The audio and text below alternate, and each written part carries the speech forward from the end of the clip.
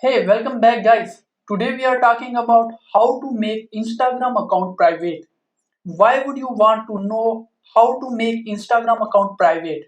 Well, maybe it is your first time using Instagram and not sure how to make Instagram account private. So today I'm going to show you how to make Instagram account private. Check video description and I will try to leave the written instructions. Make Instagram account private is quite simple and easy to do, and the process is same for iOS and Android devices. Let me show how you will make Instagram account private. Open the Instagram app and then click on your profile icon in the right bottom corner. Now you can click on these three lines are present in the right corner and then click on settings. Now hit on privacy button.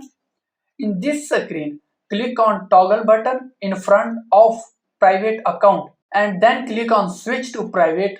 Now your account is private.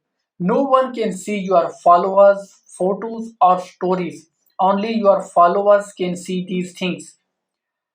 There you go. If you want to know how to make Instagram account private, that is the easiest way I know how.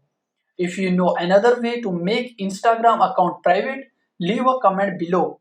Be sure to subscribe for more videos.